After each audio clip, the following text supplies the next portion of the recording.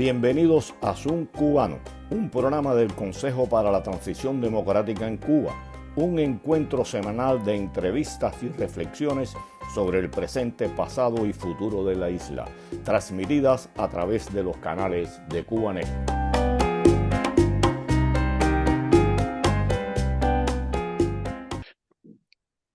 Muy buenas tardes tengan todos y bienvenidos a esta nueva emisión de Zoom Cubano. Me acompaña como siempre mi amigo y colega desde Madrid, Hernán Alberro, y desde acá, desde Miami, les habla Pedro Acosta. ¿Cómo estás, Hernán? ¿Qué tal, Pedro? ¿Cómo estás? Bien, bien. Aquí sigo todavía. Son 7 meses y 7 meses no bastan para adaptarse a un cambio de vida total. Pero bueno, estoy con la familia, que es lo importante. Hoy vamos a hablar, Hernán, del examen periódico universal a que fue sometido el gobierno cubano el 15 de noviembre. Y me vuelve a saltar la preocupación. Y digo, un gobierno al cual en el anterior examen se le hicieron 245, 256, no recuerdo exactamente la cifra, recomendaciones sobre los derechos humanos. ¿Cómo es posible, disculpen, que ocupe una silla en tan importante organización de la ONU? Y para hablar del tema, contamos con Edel González Jiménez, jurista cubano radicado en España. ¿Cómo estás, Edel? Hola, oye, un placer saludarte y bueno, conocerte ya de manera directa, aunque sea por esta vía. A ti, bueno, y a Hernán, y bueno, gracias por la invitación. Estamos bien, gracias a Dios, ya regresando de Ginebra después de una amplia jornada de trabajo y de encargos que teníamos que realizar por allá. Bueno, gracias por estar acá, amigo. Hay algo, ¿no? Que, como te decía, como hablaba, que la preocupación que está, pero bueno, Cuba está sentada en una silla que no se merece, pienso yo y piensan muchos.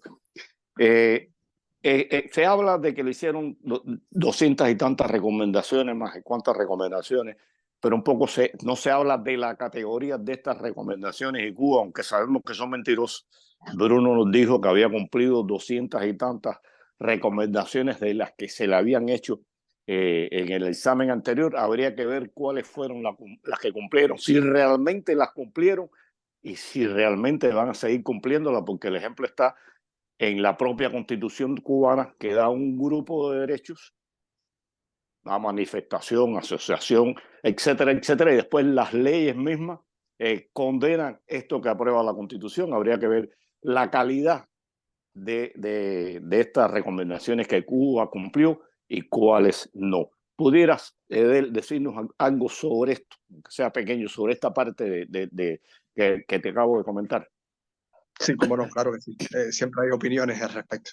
Mira, en primer lugar, siempre es bueno comprender que las estructuras de Naciones Unidas, como esta, sobre todo el Consejo de Derechos Humanos, se llega a obtener una silla, un puesto en este lugar por un proceso de elección. Por supuesto, en ese proceso de elección participan todos los países interesados en autoproponerse o en proponer a otro país Estado. En el caso concreto de Cuba, Cuba entra al Consejo de Derechos Humanos por autoproposición y además porque una serie de países con los cuales ellos mantienen relaciones amistosas, pues proponen de que Cuba sea uno de los países miembros. El procedimiento está que al final se hace una votación, ¿no? En una reunión, y todos los países que participan en ese consejo, en esa reunión, para determinar quiénes son los integrantes del Consejo de Derechos Humanos, pues entonces realizan sus votos. Y automáticamente hay muchos países que no participan en ese día, y por tanto quien no participa se pierde la posibilidad de decir si un país sí o un país no entra al Consejo de Derechos Humanos. Por cuestiones de movimiento, de estrategia diplomática, de gestiones muy inteligentes que siempre Cuba ha sabido llevar a cabo, pues participan ese día una gran cantidad de países y de naciones que están representados en Naciones Unidas y que por supuesto ya tienen previo pactado tras la cortina, ¿no? Que el voto sea favorable a su participación. Entonces, son 67 países quienes más obtengan votos van ocupando estos escaños, y Cuba generalmente cada vez que se lo propone pues sale electa.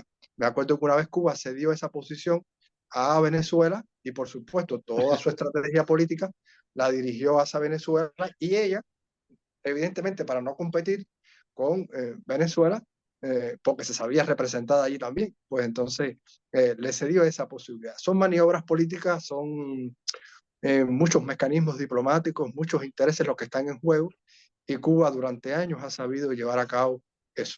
Hay países, por ejemplo, que saben perfectamente la situación de derechos humanos que hay en Cuba, están muy claras.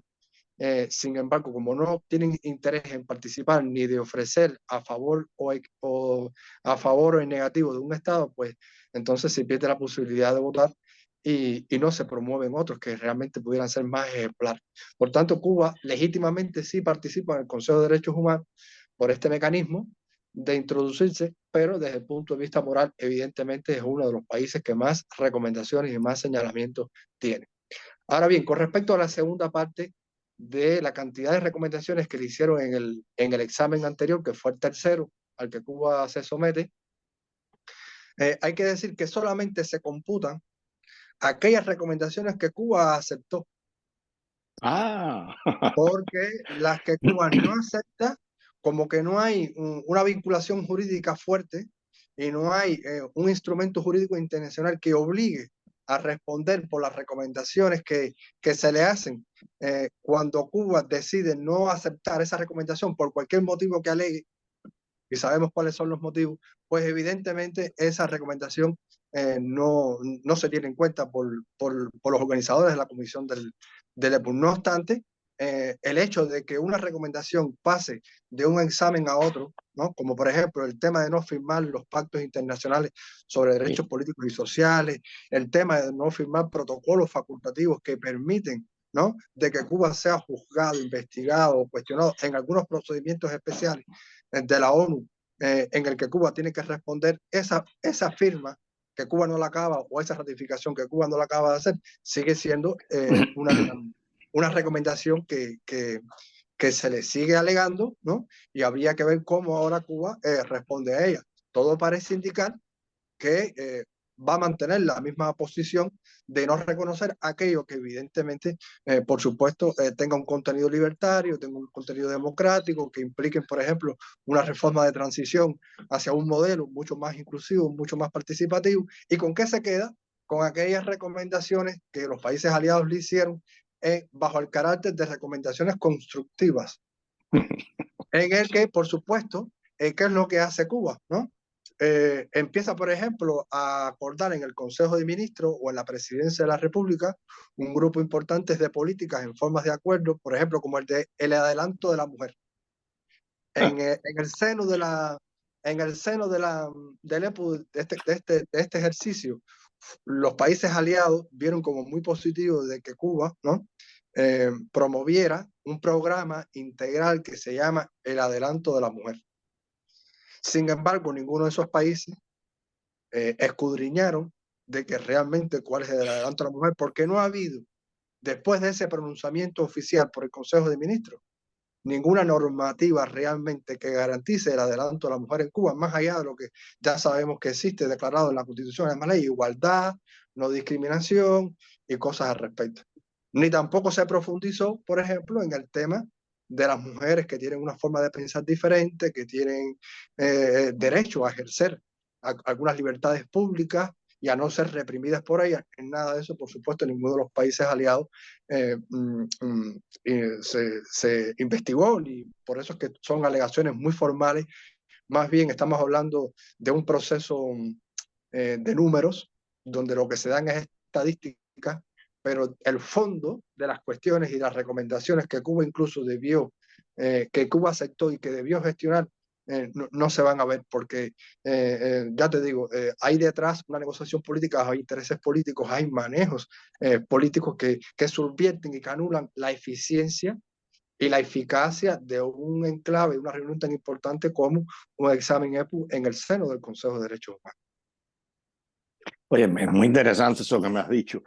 O sea, te adelantaste, o sea, una pregunta que yo tenía pensada, o sea, no hay un mecanismo, por lo que tú dices, que verifique que se cumplan realmente estas recomendaciones. Y está el caso de lo que tú dices, esto que firman de la mujer, pero en la práctica, como sucede con muchas cosas que contienen la Constitución, las leyes complementarias para aplicarlo no se hacen. Entonces, si dice, hicimos esto, pero en la práctica no funciona. O sea, no existe en ese nivel un mecanismo que le pueda decir a bueno, usted esta no lo cumplió por esto y esto y esto. O sea, un poco se queda en lo formal. Incluso hablaste de la mujer.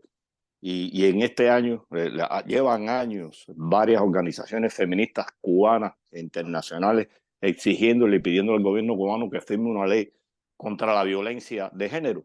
Y en Cuba, en este año, los asesinatos de mujeres se han incrementado casi al doble de lo de otros años y sin embargo no hay una respuesta con relación a esto. Hernán.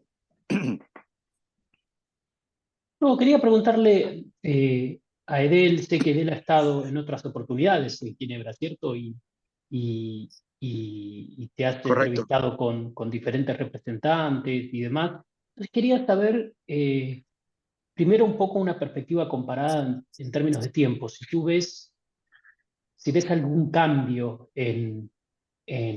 tanto en las dos cosas, ¿no? Tanto en la actitud de Cuba frente a su examen periódico universal y frente a sus pares en el Consejo, como del resto de los países que integran el Consejo y la Organización de Naciones Unidas respecto de Cuba.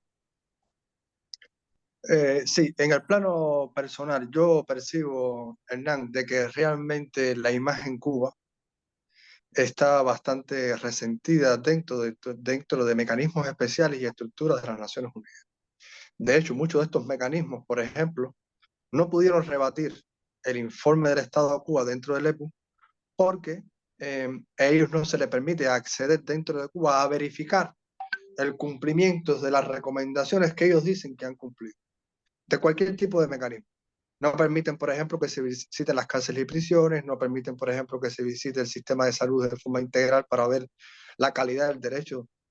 No se permite, por ejemplo, no se le permite entrar ni verificar nada realmente. Entonces, es muy complejo para las diferentes estructuras de la ONU eh, poder por sí mismo, ¿no?, constatar verdaderamente que las informaciones que están recibiendo de Cuba son falsas o que realmente no se corresponden a la realidad de lo que está aconteciendo. Entonces han tenido que virarse, ampliarse cada vez más hacia una sociedad civil que, a pesar de los mecanismos de represión existentes dentro de la isla, a pesar del exilio al que ha sido forzada mucha parte de sus integrantes, pues como mantienen vínculos activistas dentro de Cuba, pues la información cada vez se le están trasladando a estos mecanismos especiales con mayor niveles de certeza, con mayor profesionalidad, con mayores niveles de pruebas que argumentan realmente, ¿no?, de que la materia de derechos humanos en Cuba sigue siendo una cuestión muy pendiente dentro de ella y que incluso ya algunos de los funcionarios con los que he tenido la posibilidad de reunirme, que el año pasado, cuando fui con el Observatorio Cubano de Derechos Humanos, tenían una opinión, esta vez ya han cambiado de opinión y nos han dicho, oye, ustedes tenían razón, evidentemente, ¿qué nos ha pasado con Cuba? ¿No? Que durante años eh, teníamos una percepción y ahora realmente es otra. Gracias a ustedes, gracias a la sociedad civil, gracias a muchísimas organizaciones y a todas las informaciones que estamos recibiendo, estamos comprendiendo cómo es el fenómeno Cuba por dentro y cómo Cuba sigue manipulando evidentemente a la opinión pública internacional, a la comunidad internacional. Y esto para nosotros es muy positivo porque empiezan los primeros pasos, ¿no?, hacia un desenganche del Estado de Cuba y por consiguiente una abertura progresiva que sigue siendo lenta, a nuestro juicio sigue siendo lenta, sigue siendo muy precavida con respecto al Estado de Cuba. Pero bueno, como ustedes saben, las cosas en Palacio generalmente van despacio. Eso es un problema que tiene la Organización de Naciones Unidas o cualquier tipo de organización global que atiende una gran cantidad de países. Pero nosotros, por ejemplo, estamos conscientes y ellos están conscientes que al menos en América, en de los países occidentales, Cuba es el país con más personas detenidas dentro de las cárceles por el ejercicio de derechos y libertades políticas, y que por consiguiente el discurso de que no hay presos políticos, de que no hay personas juzgadas y condenadas por la cuestión de la discriminación política, ya no es creíble dentro de esas estructuras. Y es por eso que le están dedicando un poco más de espacio, según nos explicaron, ¿no?, a que aun cuando en el mundo haya otras prioridades de violaciones de derechos humanos, Cuba siga siendo un tema fundamental, porque consideran que Cuba, al ser un país, ¿no?, con una tradición democrática anterior al año 1959 y con una formación y una instrucción en los valores más universales, ellos albergan la esperanza de que Cuba tiene que estar forzada a un modelo de transición democrática. Evidentemente no ven a Cuba como un país que sigue apartado de los valores universales, y eso les preocupa. Incluso cuando sucede, nos explicaron, una sucesión de un relator a otro, de un mandato a otro, ¿no?, el tema Cuba se despacha puntualmente, y una de las cosas que se le dicen al sucesor es que Cuba es muy habilidosa en el tema de evadir todos los mecanismos de Naciones Unidas, que de alguna manera van a examinar, van a controlar, van a promover, van a denunciar y van a tratar de arreglar la problemática de derechos humanos. Y hay una conciencia de que hay muchas habilidades, muchos recursos, se gastan muchos recursos puestos a subvertir estos mecanismos de Naciones Unidas. No, mira, yo pienso que la propia negativa de Cuba a que participen miembros de la sociedad civil independiente que son invitados a estas consultas es una muestra de lo que en el país sucede. Y pudiera, Edel, hablarnos un poco de cómo le fue ahora a Cuba en este nuevo examen. Ya hablamos un poco de lo que hizo y lo que no hizo, que estoy convencido que no hizo más de lo poco que hizo. ¿Cómo le fue en este examen? Hubo algunos países que han ido cambiando y lo han dicho públicamente, o sea, le llamaron la atención a Cuba, porque vi que alrededor de ciento y tantos países habían cuestionado la posición de Cuba. Es la idea que he recibido de la información que me ha llegado. Yo creo que a Cuba le fue muy mal en este examen, le fue más mal que el año anterior. Se incrementa en el número de recomendaciones, incluso se incrementa en el número de países que le hacen señalamientos de fondos críticos sobre cuestiones de derechos humanos y libertades públicas. Hay un país que me llamó mucho la atención, que fue México. México, ustedes saben que tiene una cercanía con el gobierno o el Estado de Cuba. E incluso hay una tradición entre México y Estados Unidos histórica de mantener lazos y de pactar ciertas cuestiones en cuestiones de geopolítica o de materia diversas, ¿no? Y México fue bastante claro al decir, por ejemplo, que Cuba necesita firmar, acaba de firmar y reconocer los pactos internacionales, y que Cuba, por ejemplo, tiene que dar pasos seguros hacia diferentes materias de derechos humanos. En sentido general, creo que México, por ejemplo, me llamó, pero hay otros países del área, ¿no?, que incluso tienen tendencia al centro, tienen tendencia a la izquierda, ¿no?, donde realmente hicieron algunas recomendaciones, puede ser que con sutilezas o no, pero evidentemente le estaban diciendo, hey, yo tengo que recomendarte esto, aunque sea de esta forma, porque realmente yo no puedo ser cómplice de ocultar algo. Ahora, esa que Cuba se ha vanagloriado, ¿no?, de que yo creo que sigue formando parte de la retórica, sigue formando parte de la desinformación, que son instrumentos y herramientas que siempre tiene el poder a la mano para poder, en ese caso, deslegitimar procesos. Y lo que más me duele, fíjense, como cubano, ¿no?, que estuve allí sentado y que pude presenciar, es que esta información de las Naciones Unidas no llega y no va a llegar por conducto del Estado de Cuba a ninguna de los decisores, a ninguno de los dirigentes del organismo de la Administración Central del Estado, a ninguna de las organizaciones sociales y de masas que ellos identifican como su sociedad civil. Es decir, que al final hay un problema de censura institucional que viene desarrollándose desde hace años, ¿no? Y yo creo que a pesar de que nosotros, los que estamos fuera, y a pesar de que programas como el de usted, por ejemplo, impactan y visibilizan y logran entrar dentro del país, ¿no?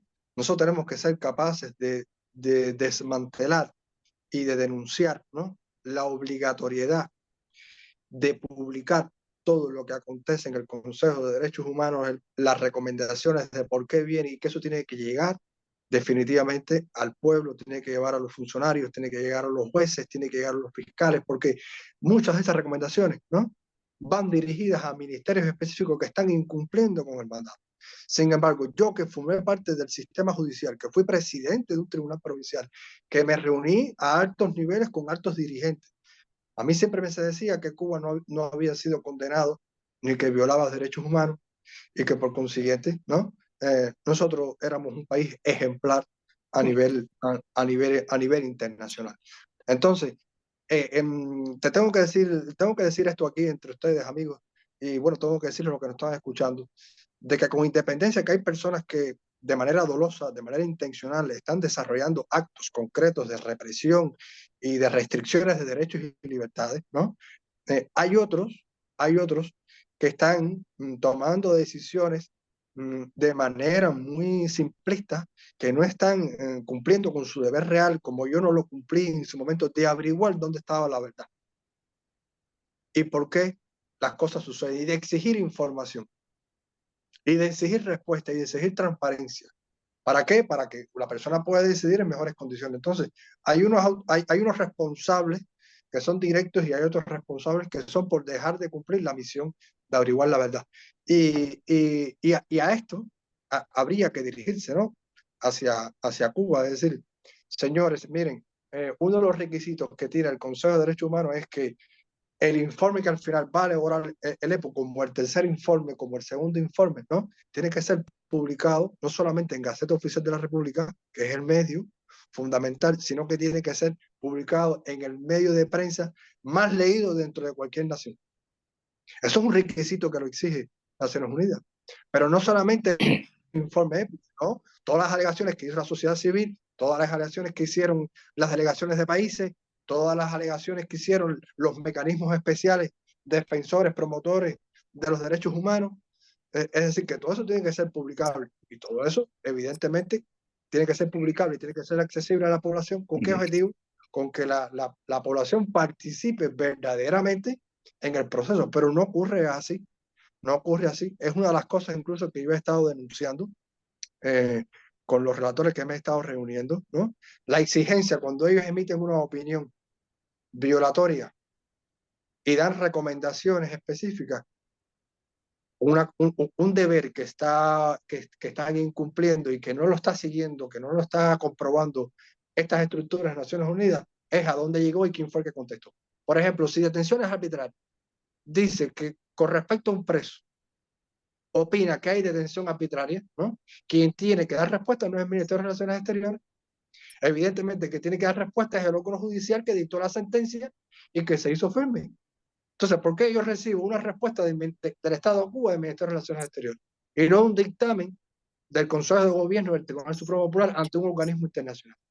Entonces, ese tipo de cuestiones, ¿no?, que tiene que ver ya con las diferentes salidas estratégicas que tiene Cuba para evadir acciones concretas de denuncia que ha establecido estos mecanismos, pues se las ha tenido que estar esclareciendo a estas personas para que sean mucho más eficientes, sean mucho más eficaces y estén más claros en la labor que tienen que desarrollar. Mira, como tú dices, la autocensura, incluso ellos, hasta las personas que simpatizan con el régimen, que se dicen revolucionarios, le ocultan la realidad. Recuerdo en Cuba, yo tuve discusiones con varios amigos, incluso que no eran revolucionarios, cuando le dije que Cuba ha sido sancionada en el Consejo de la ONU por el derribo de las avionetas, y me decían que no, que eso no había sido, eso no se conocía, y yo lo vine a conocer varios años después porque me interesó el tema, empecé a investigar. Eso en Cuba, una situación tan importante, la gente, incluso que dos aliados de Cuba como China y Rusia, para no condenarlo, se abstuvieron O sea, eso es te demuestra que lo estaban condenando. De hecho, y esto en Cuba no se conocía, se oculta todo, se queda en la cúpula del poder de información por los medios. Eso no existe. La Cancillería emitió un comunicado en su tweet que en Cuba no hay, la gente no tiene mucho acceso al tweet y no le hace mucho caso. Y Bruno dijo lo de siempre, y Díaz-Canel, por otro lado, Cuba salió bien en el examen periódico universal. Es increíble y cómo se maneja todo y cómo Cuba ha logrado, por estos mecanismos que tú dices, por los compromisos que tiene, ha logrado engañar al mundo, porque realmente lleva 64 años dándole una cara al mundo que no existe en nuestro país. Hernán. Y gracias, Pedro. No, a ver, es como tú dices y es como dice Edel, ¿no? Y en parte esto es, digo, una prueba de cómo estos ámbitos internacionales sirven para señalar falencias, pero como decía Edel, ¿no? Pero son procesos muy lentos, son procesos que no tienen mucho enforcement, ¿no? No hay manera en la cual la ONU diga, o el Consejo, o algún órgano internacional diga, no sé, vamos a sancionar a Cuba, por ejemplo, que podría ser una opción ahora que las sanciones están tan de moda, vamos a sancionar a Cuba porque ¿no? Tiene más de 1000 presos políticos. Eso no es algo que suceda y encima, como decía Del, Cuba es experta en controlar estos ámbitos en los cuales puede ser perjudicada. Pero me parece que es bien interesante lo que planteaba Edel respecto de el cambio, ¿no? Y como hemos dicho muchas veces en este programa, Pedro, probablemente buena parte de ese cambio se llame 11J, ¿no? Se llame Sí. las masivas protestas de cubanos que salieron a la calle, como en algún momento el punto de inflexión fueron las damas de blanco. Me parece que en este momento probablemente el punto de inflexión y que abre los ojos de muchos actores en el mundo es las masivas protestas del 11 de julio de 2021. Y, y me preguntaba Edel si puedes contarnos un poco en esta línea, digamos, eh, cuáles han sido, bueno, primero más general, ¿no? ¿Cuáles han sido las principales recomendaciones? O sea, a ver, la instancia en la que estamos, corrígeme, es que los miembros le han hecho observaciones en el examen periódico universal. Ahora Cuba tiene que sentarse a reflexionar qué acepta y qué no. ¿Cierto? Sabemos que probablemente las que acepten sean muy pocas, pero sí yo vi, y bueno, tú lo decías, muchas recomendaciones, pero tú que lo has visto más de cerca, ¿cuáles han sido las más comunes y cuáles crees que pueden ser aquellas que Cuba pueda llegar a aceptar, si acaso alguna? Sí, yo creo que aparte de las recomendaciones que se hicieron para llenar hueco, ¿no? Y para contribuir a levantar los ánimos de Cuba, las que más se reiteraron, por ejemplo, fue el tema de eliminar la pena capital o de establecer una moratoria. Evidentemente, yo creo que Cuba debe repensar mantener este tipo de condena en el Código Penal, porque de hecho puede revertirse este tipo de condena contra su propio cuello, ¿no? En un momento de transición. Y yo creo que se va quedando aislado en el mundo, se va quedando aislado en el mundo, en creer que los pueblos que están sujetos a dictaduras, a estados totalitarios, no los para ningún tipo de condena. No los para. Cuando realmente el empoderado, el soberano decide que las cosas han de cambiar, cambian, y no hay pena de muerte. No hay ningún tipo de... Eso está estudiado incluso desde el punto de vista científico, de que el derecho penal, cuando los sentimientos nacionales crecen y son legítimos, no frenan ningún tipo de estallido social, ningún tipo de acción, y todas incluso se consideran válidas para poder cambiar un estado de cosas por otro que se supone que debe ser mejor. Entonces, esa recomendación fue bastante amplia. La otra que más se reiteró fue la de firmar los pactos, como habíamos dicho, de derechos civiles y políticos, y derechos sociales y económicos, pero además de eso, el tema de ratificar los protocolos que permitan la investigación abierta, inclusiva, de la violación de estos pactos y, por supuesto, que Cuba responda por esta violación. Como que Cuba no pertenece todavía a estos pactos, cualquier tipo de acción que una organización o persona introduzca por estas vías se desestima porque no forma parte de esos pactos. Viene pareciendo más o menos igual que la Corte Penal Internacional. Si no firma los estatutos de Roma, pues entonces no podrías prácticamente, tienes muy pequeño margen para poder ser feliz con una demanda que tú establezcas por esta vía. Una cuestión que a mí me parece que es relevante y es la que debe puntualizar y llamar atención a los cubanos y cubanas, es el tema de que ha de crearse en Cuba una estructura, ¿no?, independiente que controle, fiscalice, regule y desarrolle normativas en función de la promoción, respeto y garantías de los derechos humanos en sentido general. Y que esta organización o esta estructura interna evidentemente se haga conforme a los estándares y a las leyes o a las disposiciones modelos que ha creado Naciones Unidas para que estas instituciones surjan en cada país. Y que mantenga una conexión, ¿no?, directa con los mecanismos de Naciones Unidas referidos a los derechos humanos. Se le hicieron muchas delegaciones de países y casi todos los mecanismos especiales, por lo que habíamos dicho, de la falta de acceso que Cuba tiene, ¿no? Y dicen, no, nadie aquí viene a controlarme y no hace falta una estructura administrativa de esa naturaleza porque realmente la Constitución y las demás leyes se encargan de garantizar por sí los derechos humanos en Cuba. Esa fue otra recomendación que a Cuba le va a costar mucho trabajo evadirla, pero como ustedes saben, es posible que la cree, pero ya la va a crear y entonces va a integrar en ellas a quienes: Federación de Mujeres Cubanas, CDR, Organización de Federaciones Estudiantiles, la ANAP, agricultores pequeños, va a incluir a su sociedad civil y va a dejar fuera, va a excluir al resto de las organizaciones. Y entonces esa recomendación hay que seguirla de cerca porque yo creo que viene siendo el próximo paso de desinformación que puede tener Cuba para con los cubanos y para con la comunidad internacional.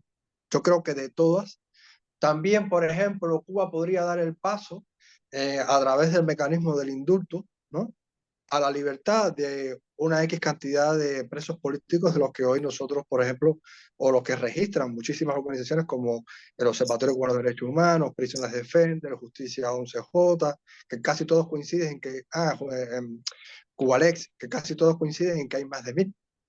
Y, por ejemplo, esos niveles de coincidencia, eso implica que hay un nivel de certeza en el número. Es posible que esa recomendación de liberar algunos presos, Cuba la cumpla, pero sin aceptar esa recomendación, porque si Cuba la acepta, va a decir o va a reconocer entonces de que Cuba sí tenía presos políticos. Y acuérdate que siempre Cuba ha sido muy coherente al decir: en Cuba no hay presos políticos. Bueno, lo acaba de ratificar ahora la propia Cancillería en un comunicado oficial. Pero es posible de que Cuba, ¿no?, sin hacer público el reconocimiento de esa recomendación, libere. ¿A qué presos va a liberar? Bueno, va a liberar a los que no son cabecillas, a los que, por supuesto, se rindieron y cejaron y no tienen convicciones, a los que verdaderamente nunca se manifestaron con vocación política, pero realmente ese día decidieron ejercitar ese derecho porque era un derecho y tú puedes ejercitarlo cuando tú lo estimes pertinente y no tienen, por ejemplo, vínculos de ninguna naturaleza con disidentes, es decir, que no representen un peligro para ellos mismos en el poder. Pero ese número y esos nombres, por debajo de la mesa, tras cortina, se le va a hacer saber a aquellas personas que pidieron liberar a presos políticos. Pero bueno, la recomendación es: libérense a todos los presos políticos, no a lo que ellos entiendan. Por ejemplo, me llama mucho la preocupación el tema de que se le recomendó a Cuba enfatizar las medidas para el tráfico de personas y la trata de personas. Estuve averiguando el por qué, ¿no? Algunas delegaciones lo presentaron como una cosa muy importante y muy relevante, y es que, por ejemplo, algunos son del criterio de que el éxodo masivo que existe desde Cuba hasta Nicaragua, y después todo el paso que están haciendo en manos del crimen organizado, ¿no? Cuba está consciente de que cuando un cubano sale del aeropuerto y llega a Nicaragua, ese no regresa. Por consiguiente, están obligando a que Cuba haga análisis, ¿no? En el órgano legislativo, en el órgano ejecutivo, ¿no? De que son cómplices de poner en manos del crimen organizado a miles y miles y miles de cubanos que están saliendo por esa vía. Y ellos lo saben. Incluso hay información de inteligencia que se le han suministrado a los países o a algunas delegaciones que lo presentaron con esa óptica de que Cuba tiene relación con algunas agencias de viaje y que el precio es abusivo, por tanto también está lucrando o está recibiendo algún tipo de dinero con esa actividad. No es casual que incluso Estados Unidos en estos días se haya pronunciado diciendo preocupa la participación de Cuba en el tema de la inmigración y que ponga en manos de mafias y grupos organizados dedicados al tráfico de personas de manera directa a cientos y cientos de miles de mujeres, de niños, de ancianos, de personas que evidentemente salen huyendo del país por las causales personales y colectivas y familiares que tengan. Yo creo que se ha avanzado mucho, Hernán, desde el 11 de julio, desde el movimiento de San Isidro, desde el movimiento de los intelectuales, que aunque muchos ya están en el exilio, yo creo que el pueblo de Cuba comprendió, ¿no? Que realmente las cosas en Cuba no son como tienen que ser y que hace años, ¿no? El Estado y el gobierno. También tú sabes que tengo bastantes relaciones, te lo he comentado, eh, con muchas personas que tienen cargos, que toman decisiones dentro del país, ¿no? Y realmente yo veo, ¿no? Que hay una conciencia que partes de ello, a mí nunca se me ocurriría, fíjense, a un funcionario decirle, oye, viste aquello, hay conciencia, hay información, eh, hay incluso hasta deseos de colaborar, aunque sea anónimamente, ¿no? Con un proceso de cambio dentro de la isla. Yo creo que, por ejemplo, si el país ahora mismo saliera por la televisión Díaz-Canel, ¿no? Y dijera, vamos a promover un proceso de cambio con estas características, yo creo que casi todos los decisores del país, al unísono, ¿no? Que es una nueva generación, yo creo que aceptarían con mucho beneplácito y con aplausos, evidentemente, cualquier tipo de propuesta de adelantamiento que tenga que ver con el tema de lo que está viviendo hoy el pueblo de Cuba en libertades.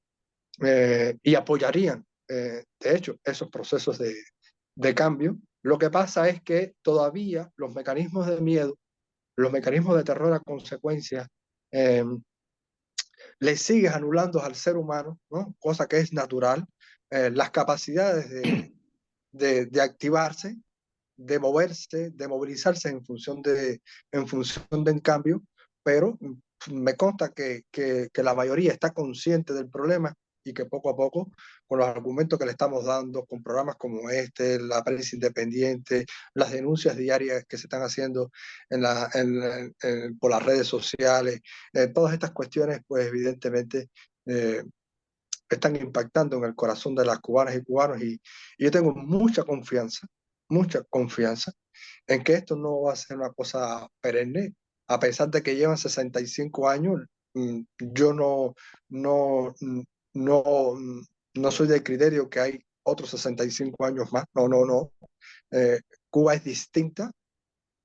Hay una Cuba antes del 11 de julio, hay una Cuba después del 11 de julio.